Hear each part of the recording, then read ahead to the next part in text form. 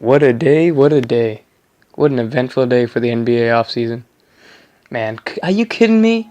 Kyrie Irving goes to Boston? Man, I mean, it wasn't unforeseen, but it wasn't expected. And these things these trade rumors just popped up in one day. It was a very quick trigger trade for the Cavaliers, but even though they had Kyrie locked up for 2 more years, there was, of course, there's probably a 0% chance of re-signing him, but Kyrie got what he wanted, really, to be the man of a team. Although, I don't know, that's kind of a weird complex, especially with Gordon Hayward. But either way, let's discuss the trade.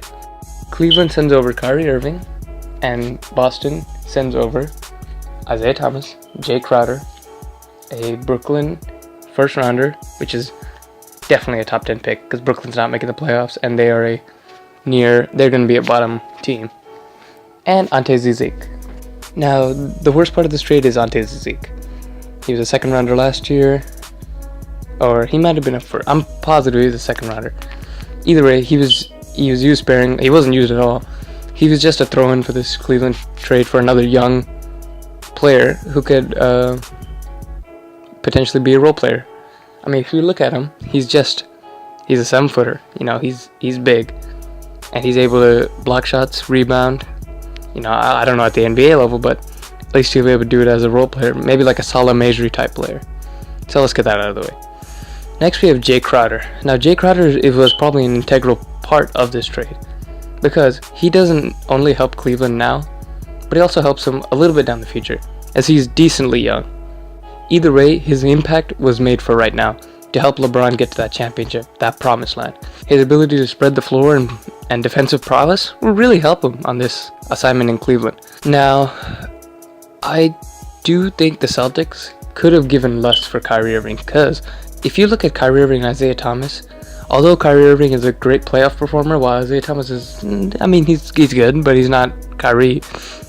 I don't think this playoff performance really pays off for this payload of this trade. So I think Cleveland did win this trade, despite the Celtics getting the biggest star they could. I feel like, really, the Celtics could have just given up IT and the pick for Kyrie. I don't think they had to give up Jay Crowder. But this does really help, because there was a positional dispute between him and Gordon Hayward. But even Brad Stevens said it is positionless basketball. But I guess that gets out of the way. So looking at Isaiah Thomas, his impact for the Cavaliers is for the now. He's not going to have much of a future in the league, because, this is just proven. Point guards decline after the age of 30. The Hall of Fame ones, of course, stay relevant as much as they can, because they reinvent their game. But there's only so much you can reinvent as a 5'9" guy. So he's not going to be a defensive plus, he's going to be a defensive minus. But I also think that the addition of Jay Crowder and getting Isaiah Thomas is okay, because Jay Crowder is a decent defender, LeBron's a great defender. Tristan Thompson can be good if he wants to play hard and not play like a pansy like he did in the finals. Tristan, you had so much potential. You represent UT wrong, my man. And then you look at the other players. They have a bunch of decent role players, and now they get Isaiah Thomas. I think Isaiah Thomas will fit a lot better with LeBron than LeBron did with Kyrie, because Isaiah Thomas possesses the same skills as Kyrie, which is good ball handling, great shooting, the ability to run off screens. But he also played in a Brad Stevens offense where he didn't necessarily have to put the ball on the floor. It was Al Horford making the plays for him. So he already knows how to play off of someone else. Also, his ability to get open because of his, smaller size really will help him and LeBron. I think this is going to be a nasty offensive duo, but I think their defensive lapses will hurt them in the long run. Now, the great cherry on top, this 2018 Brooklyn pick. Man, oh man. If this pick is a number 1, 2, or 3, or even 4, literally it could be a top 10 pick and Cleveland still wins this trade. But most likely it'll be a 1 through 5. And at 1 through 5, they have a great shot of getting a guy like Marvin Bagley, Mohamed Bamba, or guys like that. A big, solid center who can also help with the defensive side. And this trade has so many implications, especially with Cleveland. They have literally, they went from having no assets to having a very good asset.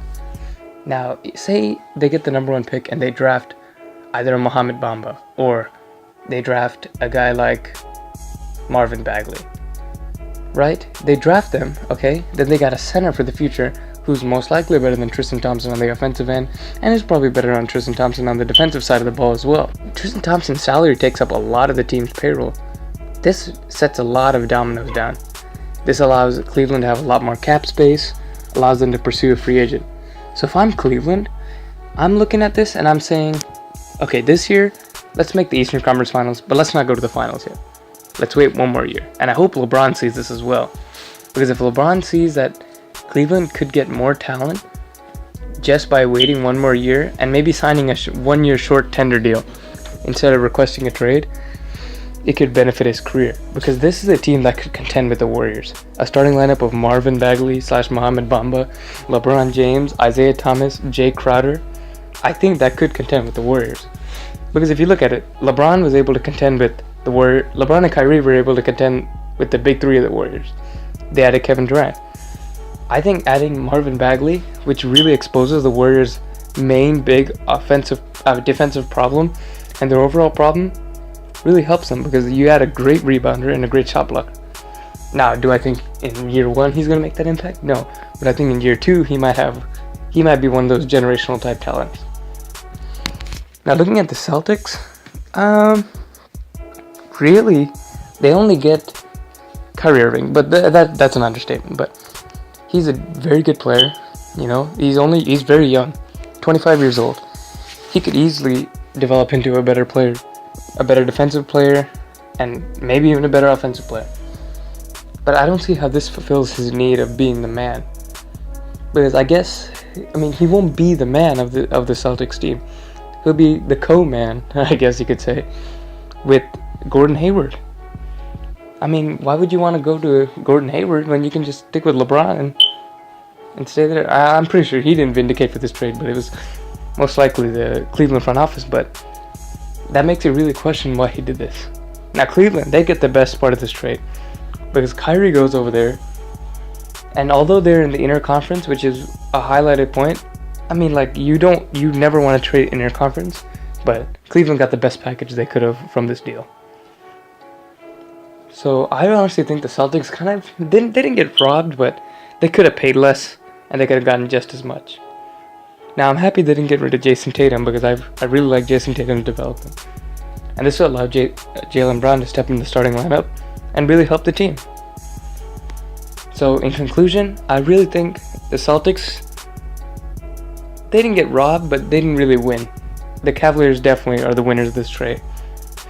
I do think the Cavaliers, if they do get a top pick and draft a center, I think they will definitely trade Tristan Thompson, and they'll have a lot more cap space, probably in a salary dump to Brooklyn, like including another, I don't know, like Ante Zizic or something, a young player. I think once they do that, they're able to sign a free agent, such as, I don't know, maybe another point guard, or I don't think they would get another point guard, but they'll be able to add a lot of role players, I would think. But Tristan Thompson's salary is very large, so it would allow for maybe another superstar. Maybe they could get another superstar and then contend against the Warriors. I don't know, but this is crazy. This is a non-scripted reaction. This is just me talking in the mic, so if it was a little choppy, you know why. So, I mean, this is Juicy Sushi, signing out.